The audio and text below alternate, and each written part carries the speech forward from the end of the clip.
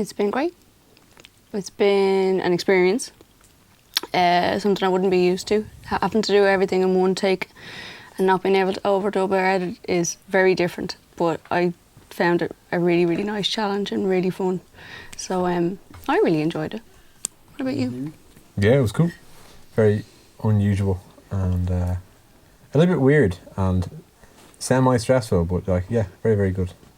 It's just unusual to record that way. Like usually I would record by layering tons and tons of tracks. Well, not tons and tons, but you'd have all your time to do it. Whereas today it's all everything in one with no mixing and no coming back, and no overdubs.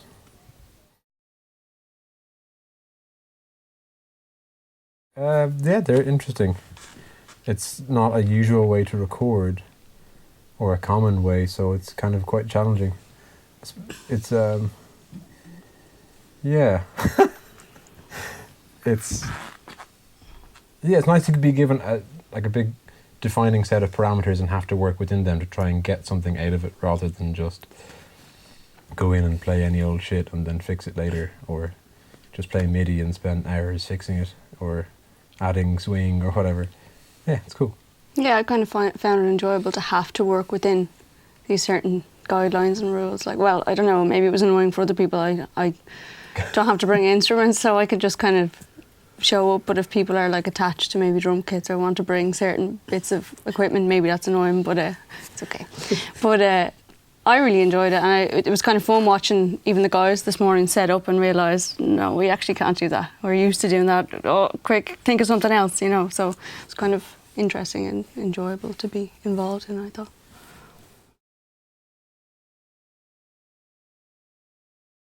Usually, like, we spend a long time working out exact tempos and grooves for parts, and then record. Maybe I might just record just the verse drums until I get them perfect. I can spend a long time on that.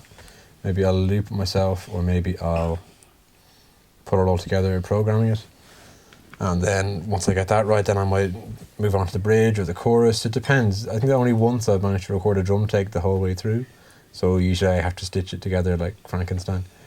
But it can sound good, but obviously you'd rather work this way. But then you realise, you know, you can't just, like the track we were doing earlier, I would have liked to, if I could bring home, say, all the individual tracks, I'd do a lot of work on them to make it sound the way I wanted to sound. But today it's a different challenge to try and get that. Or it's even a challenge to get a full finished take. That sounds good. But even in the way that we do it, there's still the aim to kind of get that sound. Yeah. All live in the one room. You know, that's what we're kind of going for as well. Even though you're messing around with stuff so much and layering things.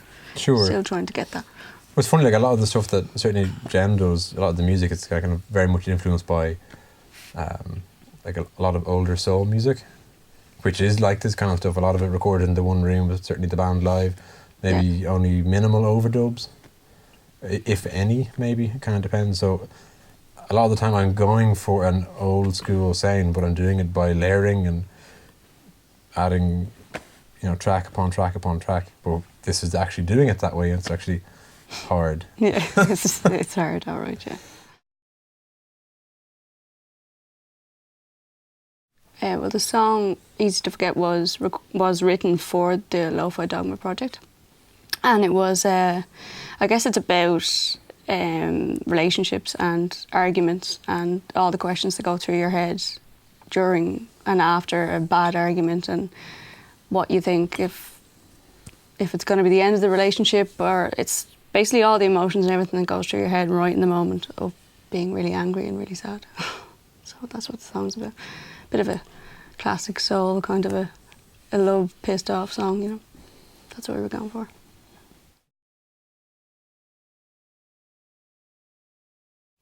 I'm really happy with it. I thought we were kind of trying to get a really good vibe going and really kind of create an atmosphere with it and get people to get a feeling from it, and that's what we were getting at the end of it. Everyone was saying that they could feel, you know, it was getting sexy and people were really getting into it, and that's what we got from the end of it. Like, and even if people think that they made a few mistakes or whatever, I think it adds to the charm, and you don't hear it when it all comes together, because I was really happy with it. How about yourself? Yeah, it was cool. It's interesting. Like it makes you realise. In an ideal world, I'd still be doing takes now. But I think everyone here would kill me if that was the case. And go insane. But yeah, it's an interesting thing to think about how you have to kind of reverse engineer the kind of thing I would be used to doing and get it right in the room. But the result, I think, it's good. It's cool. I'd like to put a compressor across it, but you guys have your manifesto, so that won't be happening. But I'm very happy with it. It's a very cool experiment.